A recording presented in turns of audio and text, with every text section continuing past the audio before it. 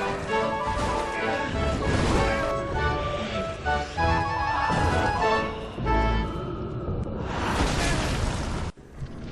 guys, Scrublord here, and welcome to another episode of Scrub Souls. And not just any episode. In this episode, we're going to be taking on the final boss. I've already killed the Nameless King of Dark Souls 3, the Soul of Cinder, with a level 1 character.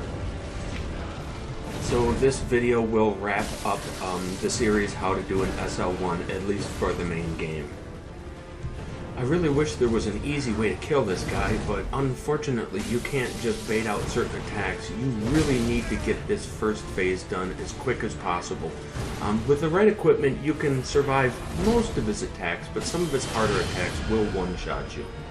Now when he switches to the magic phase, that's probably the best thing he can do for you. Not necessarily because it's easy, it's easy to get caught up by magic, there's so much going on. But because you can tend to dole out the most damage during this phase. As you can see, we're only a minute into the fight and we've already almost got this guy down. Here I've got him 2, maybe 3 hits from victory, and then he pulls some shit on me and pulls out that goddamn dex weapon. And I've got a double problem here. Now I could have redone this video because this adds an extra unnecessary 30 seconds onto the fight really. But it's instructive in a way, because this is about the worst situation you can be in. Basically, he's got his dex weapon, it's not a phase that you want to punish, and on top of that, he's got that fucking crystal soul mass on his back. So you can't just go straight back from him, you kind of have to go at an angle to avoid that. So this was just bad RNG. Fortunately, he gives me a little gift here. When he does that backflip, it means he's going to do his power within. And I know I got him down to 2 shots anyway, so that was pretty fortunate.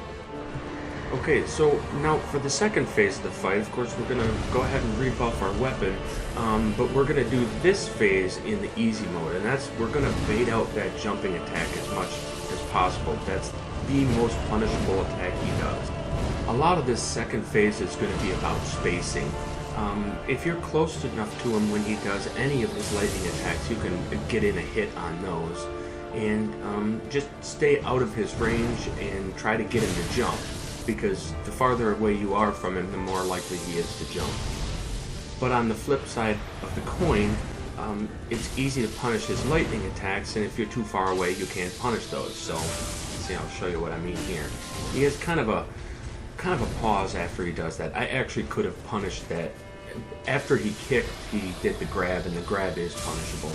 The overhead lightning attack is also very punishable, and you can get 2 hits out of that, but you have to be close enough to him. In that situation, I was just out of position, which seemed to be a theme here. I felt as though I was spaced well so that he would miss me there, and he caught me right in the face, but fortunately it didn't kill me.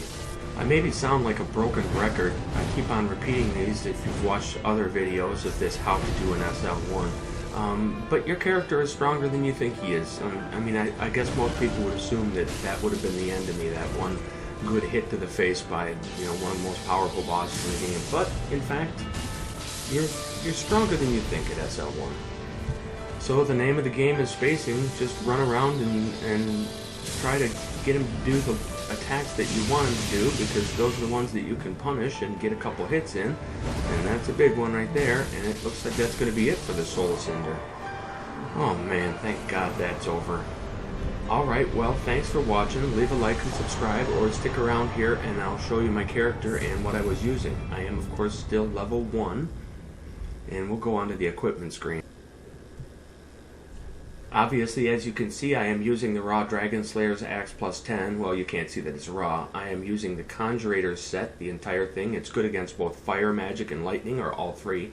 I'm using both the Knight's Ring and the Hunter's Ring in order to use the axe, but you still have to two-hand it in order to use it. The Lightning Clutch Ring for the extra damage, and Lloyd's Sword Ring for the extra damage when my health is at full, which is going to be pretty much always.